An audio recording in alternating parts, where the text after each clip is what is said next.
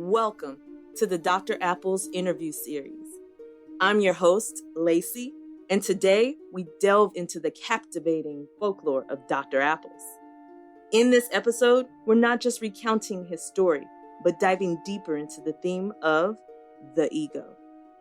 Join us as we dissect this compelling aspect of Dr. Apple's journey and uncover the profound insights hidden within. This is part 4. So for me, like in terms of unbalanced ego, I would think it has to do with accountability. And I notice a lot of people can make excuses. I check myself a lot and I'm like, whoa. Like, let's change that bad habit. I would think making excuses the go-to resolution for everything happening to you versus not accepting accountability. Like, say your significant other dumps you and you state he'll never find another person like that, or a friend dislikes you and you're like, they're just jealous.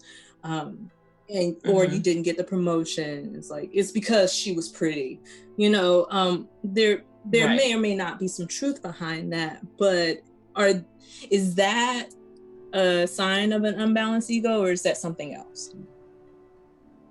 The minimizing part of looking at hard things, I would say that might be some defensiveness. I don't know if that's part of an unbalanced ego. I think that's to protect the ego. Right? People do that to say, like, it's not me, it's not my personhood who is wrong and who is bad, so they don't feel shame.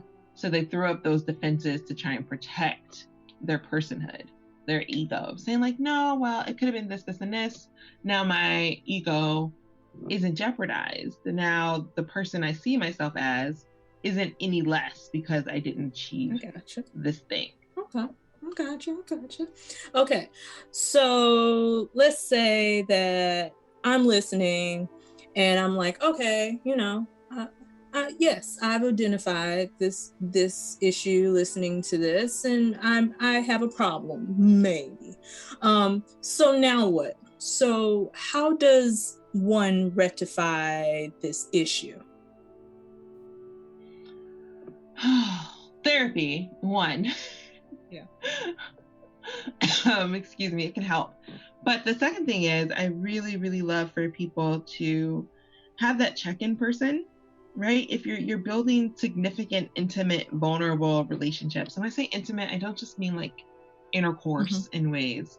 I mean being able to take emotional risks with another person and that be successful and fulfilling, being able to also be a respite for another person where it's not just about you and you're not performing. Yeah. I think those are really key factors in building up empathy and closeness that help decenter ego when it's so present. Got it. And I would think if you can't find someone to check in, that of course therapy is like definitely the go-to method. Right. There are many places and ways to do therapy now as well. So check in, see what it feels like. If you're noticing people leaving you, leaving relationships with you, not wanting to build friendships with you, ghosting you, it might be time for a self-check-in of like, what's going on? What's my piece of this? Not the whole pie, just a piece of the pie. Because eating the whole pie makes you a martyr. And that person also is very egotistical, because now it's all about you and your martyrdom versus recovering from the pain and trauma, which is your job. That's some nice balance there. So what are some recommendations for balancing the ego? I know on your site, lexxdoc.com, I'll list it below under the transcripts. You mentioned under self-help tools, healing through writing. What is that specifically? So that's actually a bunch of different writing prompts. I think that once we make some room for our own egos and the processes that we go through, we write them down to help get them out of our heads so we're not ruminating. It's not going back and back over and over and over again in our heads. We're putting it someplace safe. We're putting it somewhere we can come back to it. We won't necessarily forget all the pieces. And it can really alleviate some of that angst. So journaling, if you do text to talk on your phone in a Word document or a notepad, all of these ways are a way to get these thoughts out and to have them land somewhere safe. That's part of the allure of therapy. You get to share all of these things, and most of the time with no judgment and with somebody else to be able to walk through with your emotionality too. I love that. Thank you, Dr. Lexx. We'll continue this discussion with part 5.